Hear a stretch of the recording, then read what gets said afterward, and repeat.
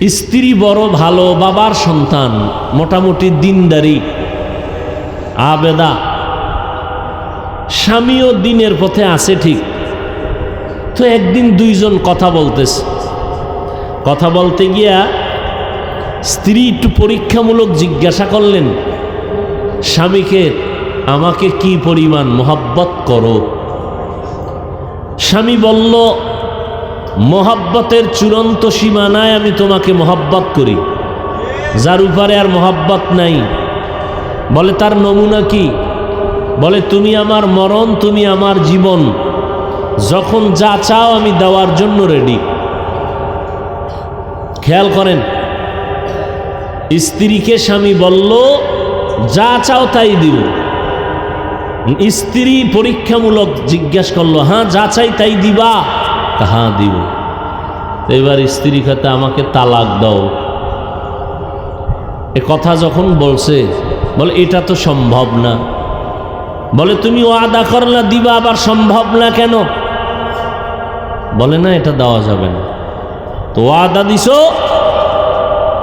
দুইজনের মধ্যে বাকবিতণ্ডা, সমাধানের জন্য জমানার নবীর কাছে রওয়ানা। স্বামী আর স্ত্রী যাচ্ছে রাস্তার পার্শ্বে দিয়ে, হঠাৎ করে হোঁচট খেয়ে স্বামী বেচারা পরে পাও ভেঙে গেছে, কান্না শুরু করছে, আফসুস, পানি পড়তেছে। স্ত্রী বলে নবীর দরবারে যাওয়া লাগবে না, চলো বাড়ি। বাড়ি যাইয়া স্ত্রী বলে, আমি যে তালাক চাইছিলাম ও কথাটা উড্ড করে নিলাম। স্বামী বলে, চাইলা কেন? এবার আল্লাহর বান্দা এই প্রশ্ন করে। স্ত্রী বলে, ও স্বামী, রহমতের নবীর হাদিস শুনেছি, আল্লাহ যাকে বেশি মহব্বত করবেন, ভালোবাসবেন, তাকে মুসিবত দিয়া পরীক্ষা নিবেন। আমি তোমার ঘরে আসছি, তোমার সংসার পরিচালনা করি, আজও পর্যন্ত কোনো মুসিবত দেখি নাই, তোমার মধ্যে কোনো হা হুতাশ দেখি নাই, আহ শব্দ কোনো বের হয় নাই। আমি ভেবে নিলাম যেখানে মুসিবত নাই ওখানে আল্লাহ তাআলার রহমত নাই, আর যেখানে আল্লাহ তাআলার রহমত নাই আমিও সেখানে নাই। এজন্যই তালাক চেয়েছিলাম। রাস্তার মাঝে গিয়া যখন তুমি পড়ে গেছো, মুসিবত চলে আসছে, তোমার কান্না শুরু হয়ে গেল, আহ শব্দ বের হয়েছে, আমি তোমাকে বাড়ির মধ্যে নিয়ে আসলাম। মুসিবত আসছে, আল্লাহর রহমত চলে আসছে। যেখানে মুসিবত আছে সেখানে আল্লাহর রহমত আছে, যেখানে আল্লাহর রহমত আছে আমি বান্দিও সেখানে আছি। हकीकत से तो दुनिया बेखबर है, दुनिया की नुमाइश पर नजर है। नमी गुयाम के अज दुनिया जुदा बाश, बाहर कारे के बाशी बा खुदावाश। अल्लाह कत दयामय, কত দয়াময়, কত দয়াময়। আল্লাহ বলেন, রে গোলাম, আমি এতটা দয়াময়, এই রকম দয়ার আর কেউ নাই। মা সন্তানের মায়া করে, দয়া করে, বাবাও করে, কিন্তু পেছনে স্বার্থ আছে। আল্লাহ বান্দাকে দয়া করেন, পেছনে আল্লাহর নিজস্ব কোনো স্বার্থ নাই। দেখছেননি, আল্লাহ নগদ দেখাইলেন, ও বান্দা কোরআনের কথা শুনবা, তুমি গরমে কষ্ট হয় একটু ঠান্ডা করে দেই। আল্লাহ কি পারেন। এজন্য আমি মাঝে মাঝে বলি, বান্দা চাইলে কিছুই হয় না, আল্লাহ চাইলে সব হয়। বান্দা চাইলে কিছুই হয় না, আল্লাহ চাইলে। কাদেরে কুদরত দারি বরকামাল, আন্তা রব্বি আন্তা হাসবি জুল জালাল, তুহি কাদের জলিলুল্লাহ জাহাদার, বহর হালে তুহি মেরা নিগাহদার। আল্লাহ পরীক্ষা দেওয়ার জন্য দুনিয়ায় পাঠাইলেন।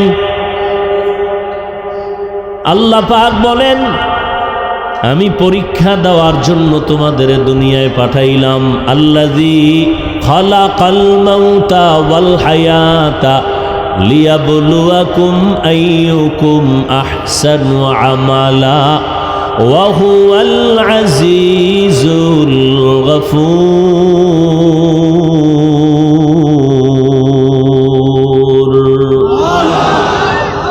আল্লাহ বলেন, আমি হায়াত মৌতের মাঝে তোমাকে পাঠাইলাম।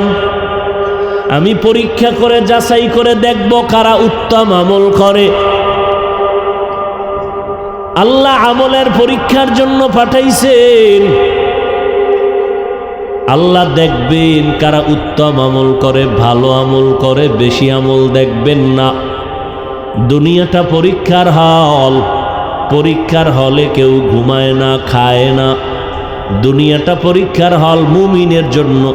এটা ঘুমানোর জায়গা না, আরামের জায়গা না। এজন্য পয়গম্বর বলেন, قال النبي صلى الله عليه وآله وسلم الدنيا سجن المؤمن وجنة الكافر। দুনিয়াটা মুমিনদের জন্য জেলখানা, বেঈমানের জন্য বালাখানা। যত শান্তি বেঈমানরা দুনিয়ায় পাবে, মরণের পরে এদের অশান্তি শুরু হবে, আর শেষ হবে না। আর যত কষ্ট মুমিনেরা দুনিয়ায় পাবে, মরার পরে শান্তি শুরু হবে, আর কখনো শেষ হবে না। আল্লাহর নবী দুনিয়ার মুমিনদের জেলখানার সাথে তুলনা দিয়েছেন। জেলখানার মতো মুমিন দুনিয়ার মধ্যে থাকবা, তোমাদের এটা জেলখানা। জেলখানায় গেলে আসামি মন চায় না ওখানে আজীবন থাকবে। যারা আল্লাহর আশেক মুমিন, এরাও দুনিয়াতে আসছে ঠিক, কিন্তু দুনিয়াতে থাকার জন্য কখনো পাগল হবে না। কারণ এ দুনিয়াটা ক্ষণস্থায়ী। এ দুনিয়া সাজানো একটা গুলশান। বিউটি পার্লারে গিয়া কত কালো মানুষ সাদা হয়ে যায়, কিন্তু এই সাদার, এই সৌন্দর্যের কোনো ভ্যালু নাই।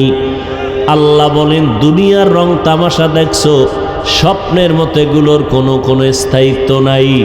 লা ইয়াগুররান্নাকা তাকাল্লুবুল্লাযীনা কাফারু ফিল বিলাদ মাতাউন কালিলুন সুম্মা মাওয়াহুম জাহান্নাম ওয়া বিইসাল মিহাদ।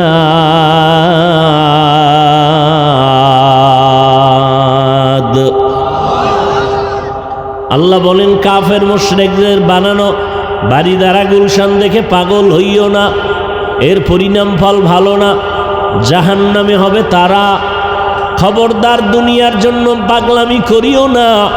দুনিয়া তোমার গোলাম, তোমাকে বানাইছি আমি আল্লাহ তাআলার গোলাম।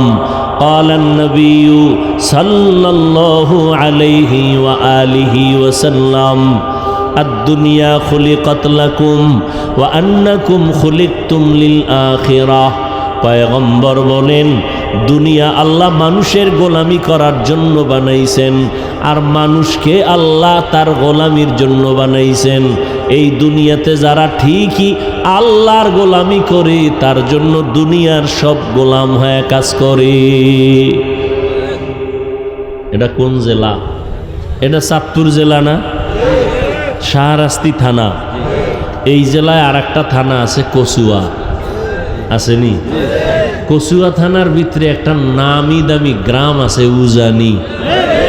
আসেনি? আমি উজানির ছাত্র। আমি চাঁদপুর জাফরাবাদের ছাত্র। হ্যাঁ, ওই উজানির যে কারি ইব্রাহিম, কারি সাহেব কয়, আমগো দেশে কারি সাহেব মানে মনে হয় ছোটোখাটো, কিন্তু উজানির কারি ইব্রাহিম তিনি জবরদস্ত আলেম। একদিকে আলেম, আর একদিকে সে কারি। এটা তার ডিগ্রি। একটা মানুষের ডিগ্রি অনেকগুলো, অথচ তার মূল বাড়ি নোয়াখালী।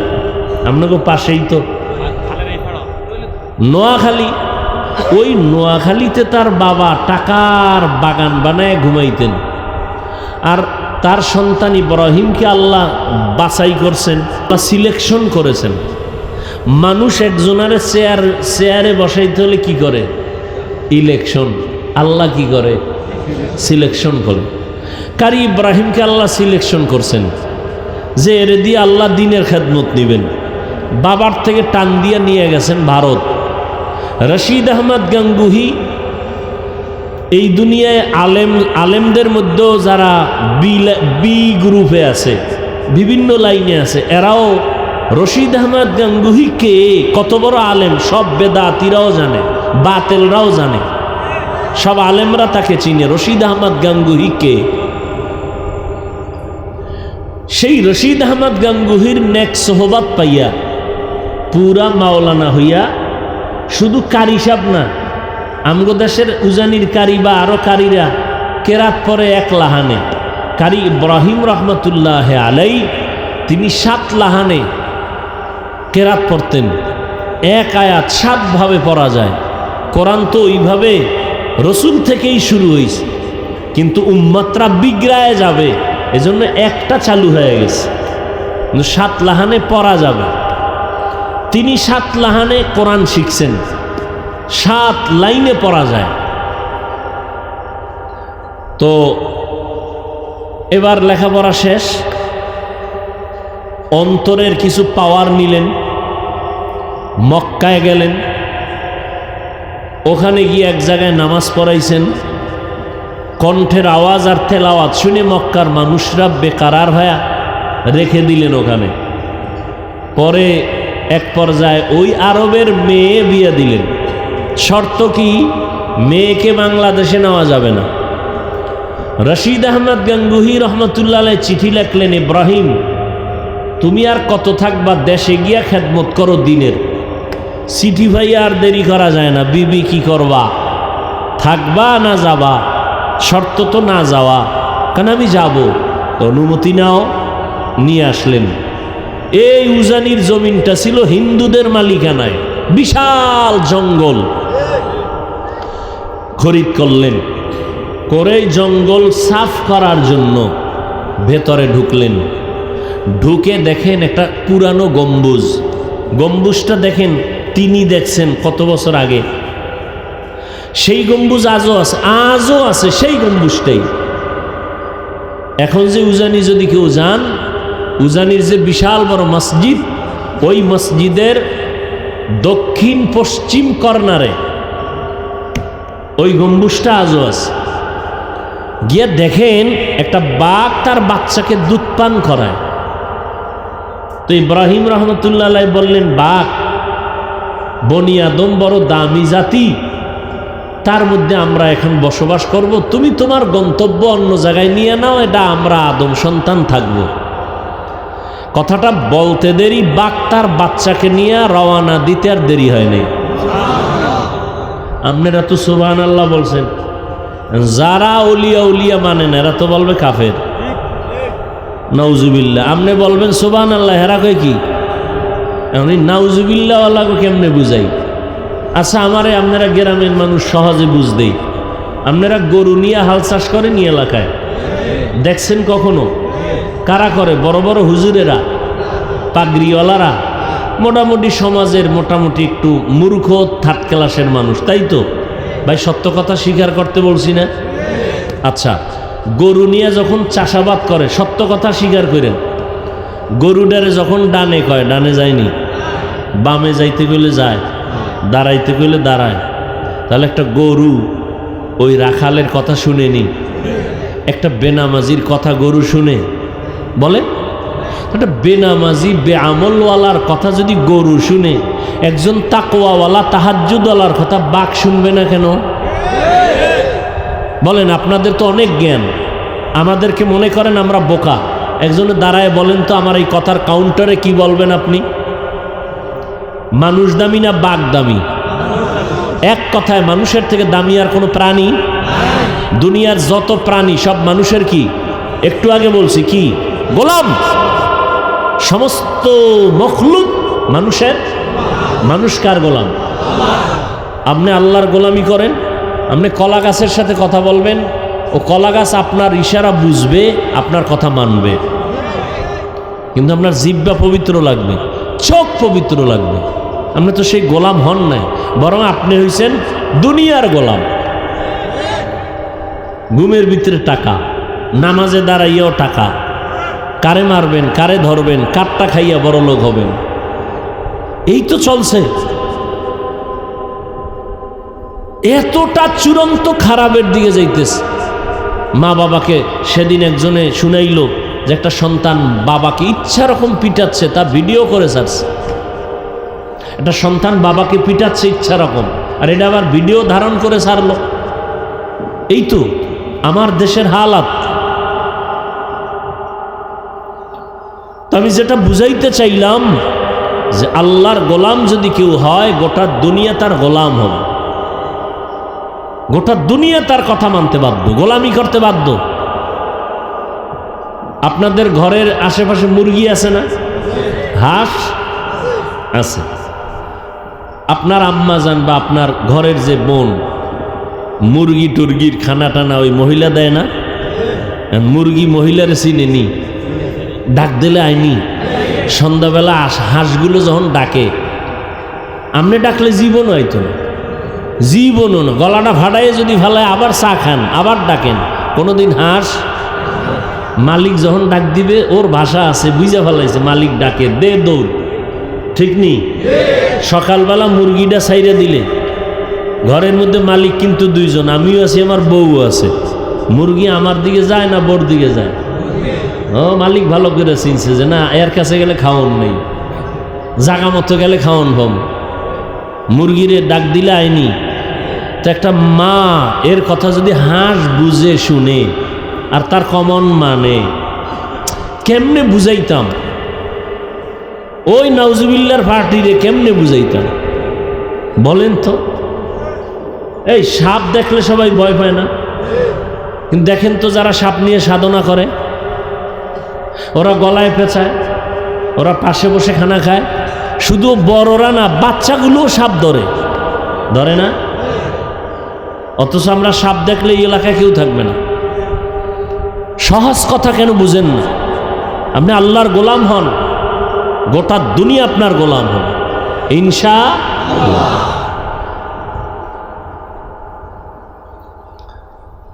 হ্যাঁ, কিন্তু আমরা গোলাম হয়ে গেছি এখন দুনিয়ার, টাকার পিছনে ঘুরি, দুনিয়ার পিছনে ঘুরি, যে কারণে আমরা দুনিয়াও পাই না, আল্লাহরও পাই না।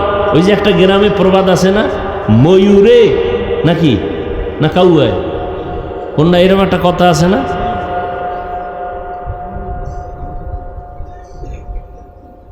কাউয়ার নাচ ময়ূরে দেয় না, ময়ূরে নাচে কাউয়ার মতো, কোনটা? শেষে নিজের ডাও ভুলে যায়, শেষে নিজের ডাও ভুলে যায়। এই যারা দুনিয়া পাওয়ার জন্য দৌড়ায়, আল্লাহর কসম, যারা দুনিয়ার জন্য দৌড়ায় আখেরাতকে লাথি মেরে, এরা দুনিয়াও পায় নাই, আখেরাতও পায় না। আচ্ছা, দুনিয়ার পিছনে দৌড়ানোর টার্গেট কি? সম্মানে থাকবো, শান্তিতে থাকবো, ঠিক? আমাকে একজন দেখান তো সুদ ঘুষ খাইয়া, হারাম খাইয়া 10 তলা 20 তলা বিল্ডিং করে একজনেও কি শান্তিতে আছে? সম্মান কিসের সম্মান? কিসের সম্মান? সম্মানের পিছনে জুতা মোবারক রেডি, কথা ঠিক নি? আমরা চেয়ারে বসছি, চেয়ারম্যানও চেয়ারে বয়নি। চেয়ারম্যানের চেয়ারের মেয়াদ আছে, কোরআনওয়ালার চেয়ারের কোনো মেয়াদ নেই। সম্মান কে দেয়? আর আমরা যারা ফকিন্নি, আমগো যারা বোকা বলেন, আমরা দুনিয়াদারি বুঝি না, আখেরাত লইয়া একটু চিল্লাই, বলেন তো আমগো সম্মান কম? বল, সত্য কথাটা বলেন না, কম? কে দিছেন? আমরা অশান্তিতে আছি। হ্যাঁ, জাহিরিভাবে দেখবেন আপনার মাসে ইনকাম 50, টেবিলের তলে 50, কত হয়েছে? আমগো ইনকাম মাসে গ্রাম্য হুজুরের 10,000, বাকি 6 মাস, ঠিক? এরপরও হুজুরে ভিক্ষা করছে? কোনোদিন জুমায় খাড়ায় কইছে আজকে বেতন ঠিক মতো না দিলে আসর থেকে সূরাটা উল্টা হবে? কইছে কোনো হুজুর? অথচ হুজুরের ঘরে খানেওয়ালার পেটের সংখ্যা কি? আমনের ঘরে সংখ্যা কম না? কারণ আমি তো ট্যাবলেট খেয়ে লাইছেন। ছেলে হোক মেয়ে হোক দুটোর বেশি নয়, একটা হলে ভালো হয়, না হইলে আরো ভালো।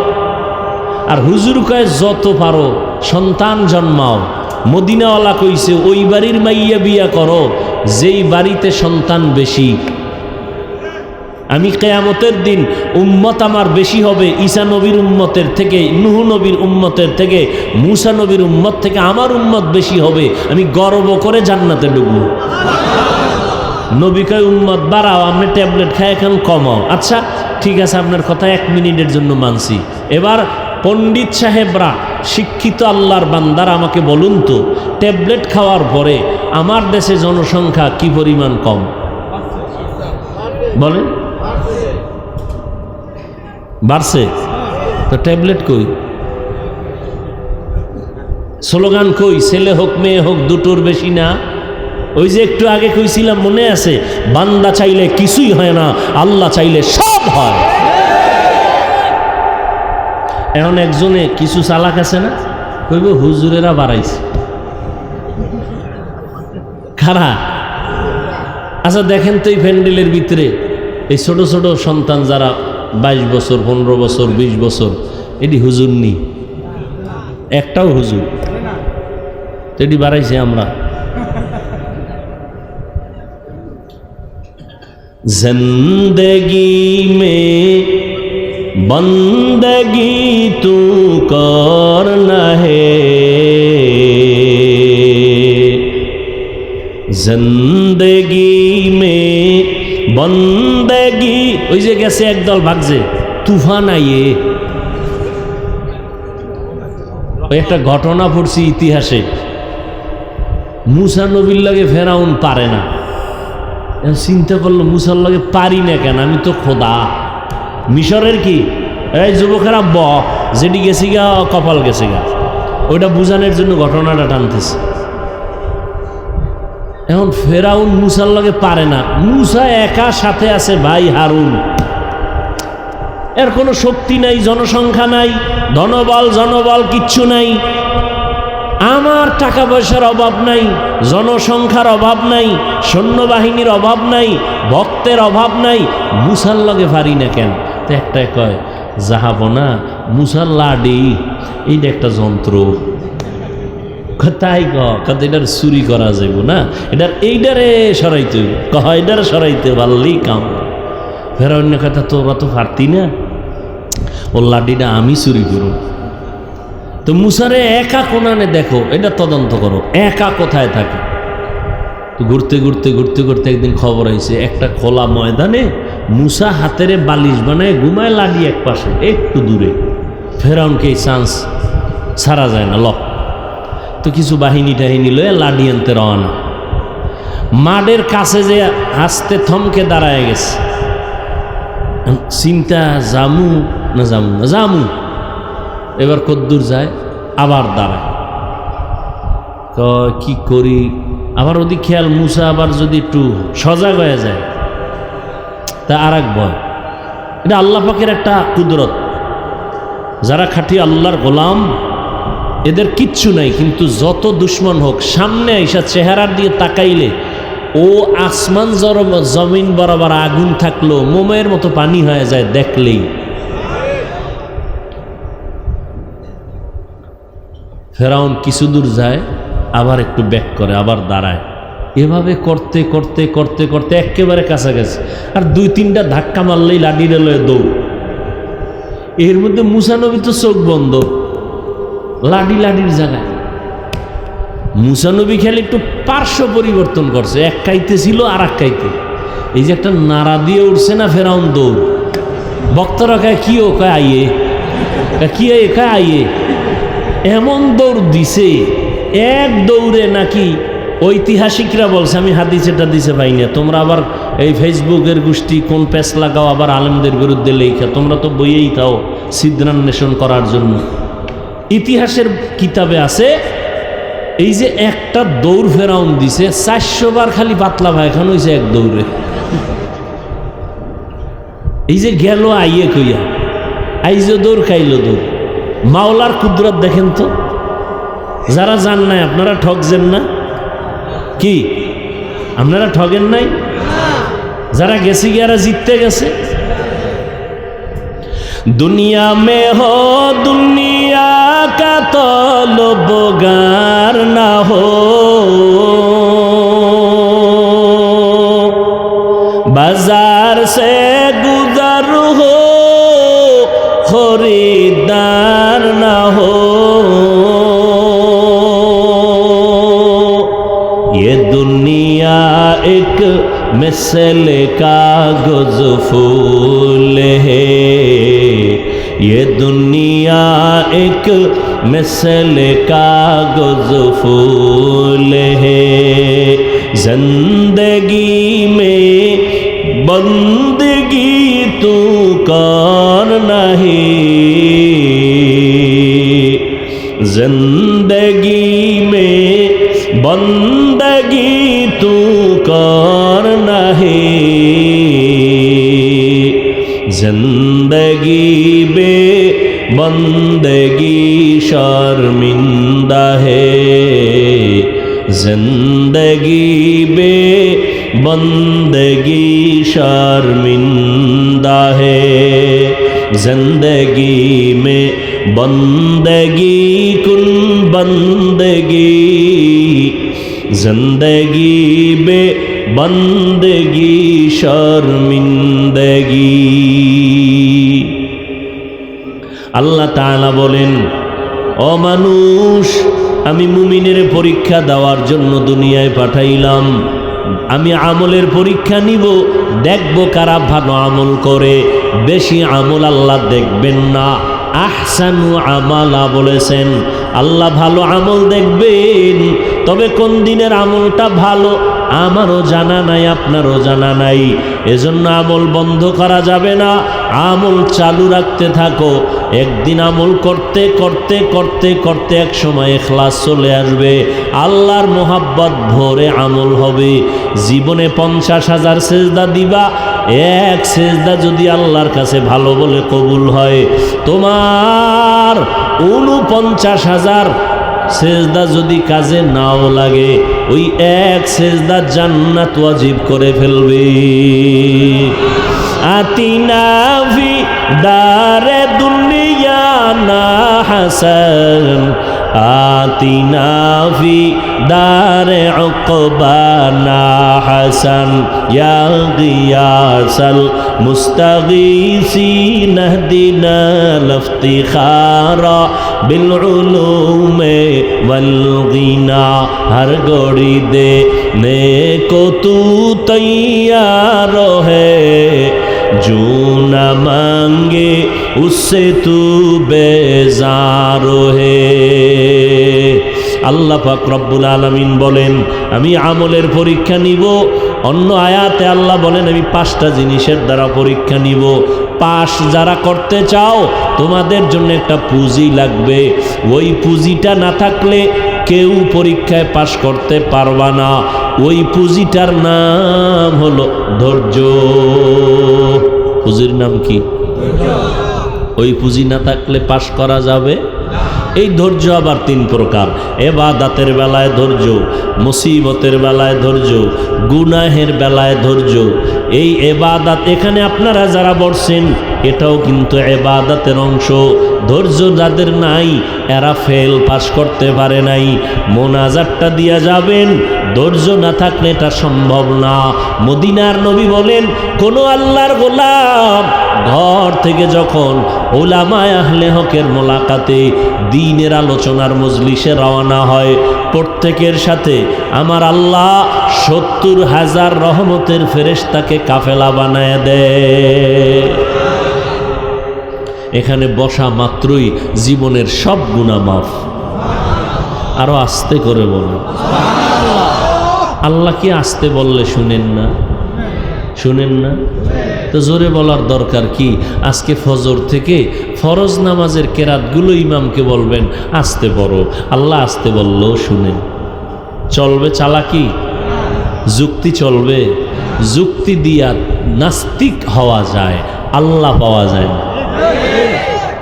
মুসলমানের বাচ্চা শিক্ষিতা, MBBS ডাক্তার, নাম কত সুন্দর, তাসলিমা হয়ে গেছে বেঈমান। কেন? যুক্তি দিয়া ইসলামকে বুঝতে চাইছে। যুক্তি দিয়া বেঈমান হওয়া যায়, নাস্তিক হওয়া যায়, মুরতাদ হওয়া যায়, আল্লাহ পাওয়া যায় না।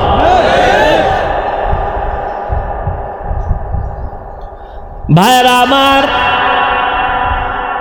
আল্লাহ 5টা জিনিসের দ্বারা পরীক্ষা নিবেন। ওয়ালানাবলুওয়ান্নাকুম বিশাইইম মিনাল খাউফি ওয়াল জু, 1 নম্বরে হলো ভয়। 4 মাযহাবের 4 ইমামের একজন ইমাম, ইমাম শাফিঈ রাহমাতুল্লাহ আলাইহি এখানে ভয় দ্বারা বলছেন, এখানে ভয় মানে আল্লাহর পক্ষ থেকে ভয়। ও যুবক, দাড়িটা রাখলে আমার আল্লাহ খুশি, দাড়ি কাটলে তোমার আপনজন আত্মীয় স্বজনরা খুশি। এটাই তোমার ইমানের পরীক্ষা। যদি তুমি দাড়ি রাখো, তোমার আত্মীয় স্বজন বেজার, ম্যাডাম বেজার, শালি দুলাবাই বেজার, বেআইন সাহেব বেআই সাহেব বেজার, আল্লাহ খুশি। আর যদি দাড়ি কাটো, আল্লাহ বেজার, জাহান্নামের আগুন। এটাই তোমার ভয়ের পরীক্ষা। তুমি আল্লাহর ভয়ে দাড়ি রাখবা নাকি তোমার আত্মীয়র ভয়ে দাড়ি কাটবা, এটা তোমার ইমানের পরীক্ষা। পাশ করার জন্য লাগবে ধৈর্য। আল্লাহর ভয়। আর একটা ভয় হলো মানুষের পক্ষ থেকে ভয়। ওয়াজ মাহফিল হতে পারবে না, তাহলে আমি আগুন জ্বালায় দেব, মাদ্রাসা হতে দিব না, মসজিদ হতে দিব না। মানুষ এরকম কিছু ভয় দেখায় না? ফিলিস্তিনের জমিনে ইসরায়েলি জালেমদের ভয়, এই জমিনে মুসলমান থাকতে দিবে না। এখানে ফিলিস্তিনের মাজলুম মুসলমান বলে কল্লা দিতে পারি, আমার আল্লাহরে বেজার করতে পারি না। এরা আল্লাহর ভয়কে জয় করিয়া ওখানে তারা বিজয়ের মালা গলায় পরে শাহাদাতের দরজা দিয়া বিনা হিসাবে জান্নাতে যায়। একজন আব্বাজান, তিনি মানুষের ঘুরা ঘুরা হাসে আর মিষ্টি খাওয়ায়। সাংবাদিকরা বলে, ও ফিলিস্তিনি ভাই, মিষ্টি খাওয়াও কেন, আনন্দ কেন? আমার 2 সন্তান এই জালেমের জুলুমের শিকার হইয়া শাহাদাতের দরজা দিয়ে আমার সন্তান জান্নাতে গেছে, আমি আনন্দিত। আমিও রেডি হয়ে যাইতেছি, এই শাহাদাতের দরজা দিয়া জান্নাতে চলে যাব। শাহাদাতের মরণ, সোজা বিনা হিসাবে জান্নাত পাওয়ার মরণ। এখানেও ঝামেলা আছে, যদি মানুষকে দেখানোর জন্য কোনো রিয়া ঢুকে যায়। ভাইরা আমার, আল্লাহর ভয়ের দ্বিতীয় সংক্ষেপ বললাম, দ্বিতীয়টা হলো ক্ষুধার দ্বারা আল্লাহ পরীক্ষা নিবেন। ক্ষুধা, ইমাম শাফিঈ রাহমাতুল্লাহ আলাইহি বলেন, এখানে ক্ষুধা মানে হলো রোজা। রোজা আল্লাহ ক্ষুধা দিয়া পরীক্ষা নেয়। এই যে রমাজান গেল, কত মুসলমান রোজা রাখে নাই, বলছে আমার ঘরে কি ভাতের অভাব, আমি রোজা রাখবো কেন? এরম বলনেওয়ালা ছিল না? রোজা রাখে নাই। আচ্ছা, আমরা কি ভাতের অভাবে রোজা রাখছি? হ্যাঁ, রোজা তো হিন্দুরাও রাখে, খ্রিস্টানদের ধর্মের রোজা আছে, বেঈমান সবাই রোজা রাখে, বৌদ্ধরাও রাখে, খ্রিস্টান ইহুদিরাও রাখে, সব ধর্মে। তবে নাম আলাদা, তাদের সিস্টেম আলাদা। তারা এক কথায় বলে না খাওয়ার সাধনা। আমরা না খাওয়ার সাধনা বলি না, আমরা বলি না খাওয়ার ভেতর থেকে আল্লাহ পাওয়ার সাধনা। কুতিবা আলাইকুমুস সিয়াম কামা কুতিবা আলাল্লাযীনা মিন ক্বাবলিকুম লাআল্লাকুম তাত্তাকুন। ক্ষুধার মাধ্যমে অর্থাৎ রোজা। ও বান্দা, এই পরীক্ষায় পাশ করো, একটা রোজা ভাঙ্গা তো যাবেই না। আরে রোজা তো শুধু আখিরাতের সওয়াব তাই না, শরীর ঠিক রাখার জন্য রোজা অপরিহার্য একটা ঔষধ। একটা হিন্দু রোজার মাসে একটা লেখা দিছে, একজনে আমাকে দেখাইলো, বিশাল লেখা, রোজা শরীরের কি কি উপকার করে। সারাটা দিন না খাইয়া রোজা রাখছো, তোমার শরীরের মধ্যে যত ব্যাকটেরিয়া আছে সবগুলো মেরে ফেলছে সারাদিন না খাওয়ার কারণে। তোমার এই রোজাটা শরীরকে কন্ট্রোল করে, সুস্থ রাখে। অতএব তুমি সুস্থ যদি থাকতে চাও রোজা রাখো। এজন্যই পৃথিবীর শ্রেষ্ঠ ডাক্তার, ডাক্তারদের ডাক্তার, মুফাসসিরদের মুফাসসির, মুহাদ্দিসগণের মুহাদ্দিস, সমস্ত মুফতিদের শ্রেষ্ঠ মুফতি রাহমাতুল লিল আলামিন শুধু রমজান না, প্রত্যেক সোমবার এবং বৃহস্পতিবার সপ্তাহে নবী রোজা রাখতেন। সোমবার আর বৃহস্পতিবার রোজা রাখবেন। একটু কষ্ট হবে, অভ্যাস করে ফেলাইলে দেখবেন শরীর তাজা, রোগ সব কম হবে। 3 নাম্বার পরীক্ষা হলো ওয়ানাকসিম মিনাল আমওয়াল, সম্পদের ঘাটতি। ইমাম শাফিঈ রাহমাতুল্লাহ আলাইহি বলেন সম্পদের ঘাটতি মানে হলো যাকাত। কিয়ামতের আগে বড় লোকেরা যাকাত দিবে না, যাকাত দেওয়াটাকে জরিমানা মনে করে। অথচ আমি তো চ্যালেঞ্জ দিয়া বলি, আল্লাহর জাতের কসম, এই জমিনে বারবার আমরা ব্যানার দেখি, সাইনবোর্ড দেখি রাস্তার পাশে, দারিদ্র বিমোচন করো, দারিদ্র বিমোচন। আল্লাহর কসম, এই দেশে যতদিন পর্যন্ত পাই টু পাই হিসাব করে যাকাত বড় লোকেরা দিবে না, ততদিন পর্যন্ত দারিদ্র বিমোচন হবে না। আর যাকাত ঠিক মতো দিবে, দারিদ্রতা থাকবেই না ইনশাআল্লাহ। ও ভাই, ধনী বানায় কে? গরিব বানায় কে? এই জন্য আল্লাহ আইন করছে, ধনীরা তো ধনী, গরিবেরও সবল বানাও, যাকাত দিয়া দাও। এটা যাকাতের 100 টাকা 2.5 টাকার মালিক তুমি না, এটা গরিব, গরিবকে দিয়া দাও। ইয়া আইয়ুহান নাস আনতুমুল ফুকারাউ ইলাল্লাহ ওয়াল্লাহু হুয়াল গনিয়্যুল হামিদ।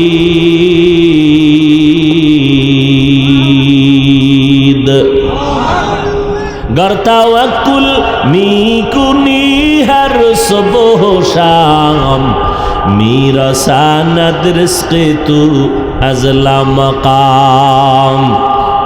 আল্লাহ মালের ঘাটতি দিয়া পরীক্ষা নিবেন, অর্থাৎ যাকাত দাও। গরিবেরা তো যাকাত দিতে পারবে না। আল্লাহ বলেন তোমরা জানের কোরবানি করো, জান দিয়া আল্লাহর রাস্তায় পরীক্ষায় নেমে যাও। ইমাম শাফিঈ রাহমাতুল্লাহ আলাইহি বলেন জানের ঘাটতি দ্বারা এখানে উদ্দেশ্য হলো রোগ বিমার, অসুস্থতা। আল্লাহ মাঝে মাঝে সুস্থ মানুষটারে অসুস্থ বানাইয়া পরীক্ষা করবেন। পাস যদি করতে চাও ধৈর্যের পাহাড় লাগবে, ধৈর্য ছাড়া তুমি আগাইতে পারবা না। ধৈর্য এমন একটা সম্পদ, যারা অর্জন করবা আল্লাহ তাদের শ্রেষ্ঠ 2টা পুরস্কার দিবেন। একটা দিবেন দুনিয়াতে, আর একটা দিবেন পরকালে। দুনিয়ার পুরস্কার আল্লাহ বলে ধৈর্য ধারণকারী আমি আল্লাহ তোমার সাথী হয়ে থাকবো, আল্লাহ সঙ্গী হয়ে যাবেন। আখেরাতের পুরস্কার আল্লাহ বিনা হিসাবে জান্নাত দিয়ে দিবেন। সুবহানাল্লাহ, আসে না? ওরে আল্লাহর গোলাম, ফলের ঘাটতি, বলে ফল মানে এখানে সন্তান। আল্লাহ সন্তান দিয়া মাঝে মাঝে পরীক্ষায় ফালাবেন। ও পর্দার আড়ালের আম্মা জান, আল্লাহ সন্তান দিছেন বড় নেয়ামত, এটা পরীক্ষা হিসাবে সন্তানটাকে মানুষ বানাইবেন। আপনি ডাক্তার বানান, ইঞ্জিনিয়ার বানান, আদর্শ শিখায় যান। আদর্শ ডাক্তার হবে, আল্লাহর কোরআন পড়বে, ডাক্তারি করিয়াও মা বাবার জন্য দোয়া করবে, মানুষ তার জন্য দোয়া করবে। ও আম্মা জানেরা, সন্তান হলে জমিনের পরীক্ষা। আল্লাহ বলেন ইন্নামা আমওয়ালুকুম ওয়া আওলাদুকুম ফিতনা। দুনিয়ার সম্পদ আর সন্তান হলো পরীক্ষার বস্তু। ধৈর্যের সাথে পাহাড় হইয়া তুমি মোকাবেলা করো, পাশ করার জন্য চেষ্টা করো। সন্তান দুনিয়াতে আল্লাহ দিয়েছেন, আল্লাহ মাঝে মাঝে নিয়ে যাবেন। সাহাবী যুদ্ধের ময়দানে গেলেন, ঘরের মধ্যে স্ত্রী আর সন্তান, বাচ্চার কেউ নাই। আল্লাহর বান্দি ঘরে আছেন, যুদ্ধ শেষ করে সাহাবী বাড়িতে রওয়ানা। হঠাৎ এদিকে খবর তার স্ত্রীর সন্তানটা দুনিয়ার থেকে ইন্তেকাল হয়ে গেল, মরে গেল। আল্লাহর বান্দি এতটা ধৈর্য ধারণকারিনী, বাচ্চাটার একটা চাদর দিয়া শোয়া রাখছে, ঘুম পড়তেছে। রাতের বেলা স্বামী আসছে, খানা খাওয়ায় হাসি মুখে, কোনো আওয়াজ নাই। বলে আমার সন্তান কই? আল্লাহর বান্দি বলে সন্তান ঘুমায়। বলে নাই মারা গেছে, যুদ্ধ থেকে আসছে, অন্তরে আবার পেরেশানি জাগবে, এতটুকু চিন্তা একজন স্ত্রী করে, এর ঘরটা জান্নাতের বাগান ছাড়া আর কি। আর আমাদের আম্মা জানেরা হুদা টেলিফোন কইরা স্বামীরে পেরেশানি ফালায়, লাগে না এরপর একটা পেরেশানি দিয়ে রাখছে। আর ওই আল্লাহর বান্দি সাহাবীর স্ত্রী বলে না সন্তান মারা গেছে, জিগেইছে কই, কয় ঘুমায়, রাতে খাওয়ায় ঘুম পাড়ায় দিছে, স্ত্রীও ঘুমায়, স্বামীও ঘুমায়, ফজরের আজান হয়ে গেছে, নামাজ শেষ। এইবার স্ত্রী কয় স্বামী মনটা ভালো নি আপনার? কয় হ্যাঁ ভালো। একটা কথা বলবো, রাগ করবেন? কয় না তো। এই আল্লাহর বান্দারা, পর্দার আড়ালের মা, শুনো ইতিহাস। আল্লাহর বান্দি কয় আপনার কাছে যদি কেউ টাকা আমানত রাখে কোনো জিনিস, আপনি রাখবেননি? কহা রাখবো। কাঁচার সময় মতো যদি চায় দিবেননি? কয় দিব। কয় দিতে গিয়া মনে কোনো কষ্ট আসবেনি? কয় না, কোনো কষ্ট আসবে না।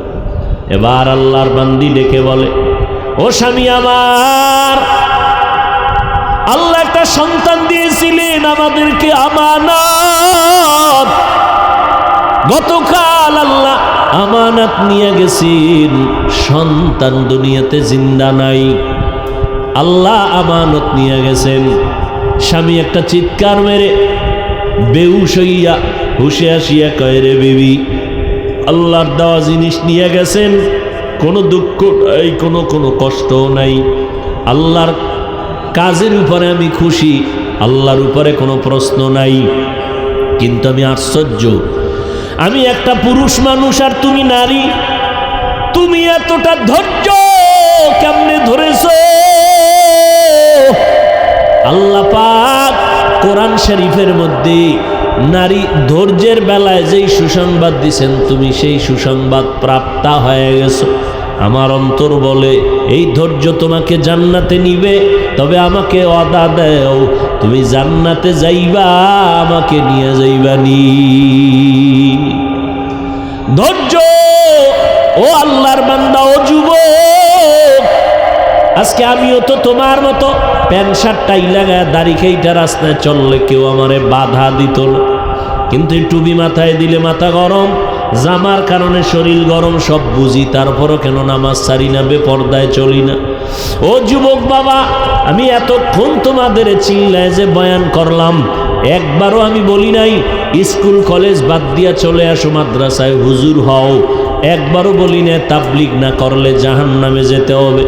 আমি বড় আশা দিয়ে আশ্বাস দিয়ে গেলাম, স্কুলে পড়ো কলেজে পড়ো বাধা নাই, নবীর তরিকা মতো চলো, মা বাবার দোয়া নাও, আলেমের পরামর্শ নাও, মুরব্বীর সাথে কোনো বেয়াদবি করবা না। বলবা হাফিজ ভাই এটা আপনার দ্বারা সম্ভব, আমরা কেমনে করব? আমরা তো ভালো পরিবেশে থাকি না। এবার তোমার বিবেকের কাছে আমার প্রশ্ন বাবা, তোমার মতো যুবক জীবনে মাদ্রাসায় পড়ে নাই, স্কুলে পড়ে, কলেজে পড়ে, চাকরি করে, ব্যবসা করে, তুমি আমাকে জবাব দাও, এই লাইনে থাকিয়াও 5 ওয়াক্ত নামাজ পড়ে আছে না নাই? তাহলে তুমি কেন পারবা না?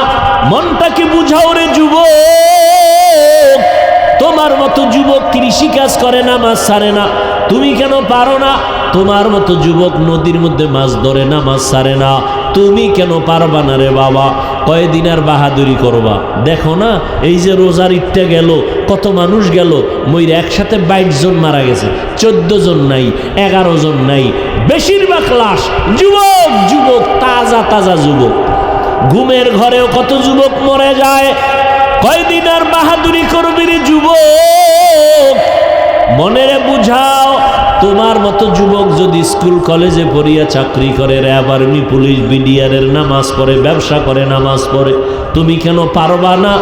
এখন থেকে তওবা করো, মনটাকে তৈরি করো, মনে মনে আল্লাহকে বলো, আল্লাহ জীবনে তো গুনাহ কম করি নাই, নামাজ কম সারি নাই, বেপর্দায় কম চলি নাই, আজকে থেকে তওবা করে নেই, আর নামাজ ছাড়বো না, দাড়ি কাটবো না, বেপর্দায় চলবো না, মা বাবাকে কষ্ট দিব না, ওলামায়ে কেরামের পরামর্শ নিয়া, আমার ওস্তাদ শিক্ষকদের দোয়া নিয়া, এরপরে মুরব্বীদের দোয়া নিয়ে সামনে নবীর সুন্নাত অনুযায়ী চলবো।